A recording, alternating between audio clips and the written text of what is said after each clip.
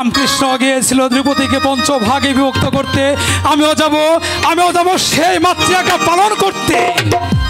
আমার বিয়ের লগ্ন যে বয়ে যাচ্ছে, আমি যাই।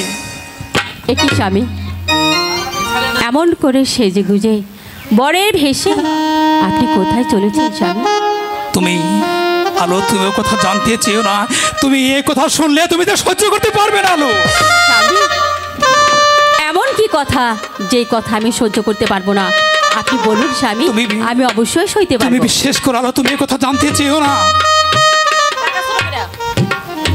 বলুন স্বামী, আমি শুনবো।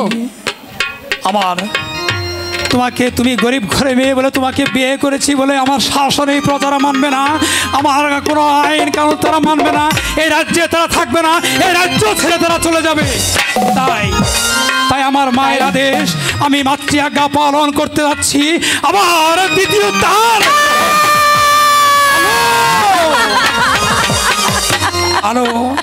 আমি তো আগেই বলেছিলাম তুমি সহ্য করতে পারবে না, তুমি জানতে চেয়েও না। না স্বামী, না, আপনি কি বলছেন স্বামী? দ্বিতীয় দান গ্রহণ করতে চলেছেন আপনি? স্বামী গো, আমি কেমন করে সইব? আমি আপনাকে ছেড়ে কেমন করে থাকবো স্বামী? আমি তো বলেছিলাম তুমি জানতে চেয়েও না। ছেড়ে থাকতে পারবো না স্বামী। আপনি না আমাকে কথা দিয়েছিলেন। হ্যাঁ আমি কথা দিয়েছিলাম, আমি ভুলে যাইনি। আমি তোমারই আছি, আমি সারা জীবন আমি তোমাকেই ভালোবাসবো।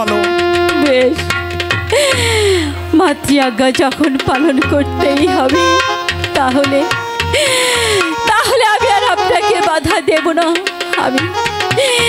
আমি আপনাকে নিজের হাতে সাজিয়ে দেব। আপনি এখানে বসুন স্বামী, এখানে বসুন।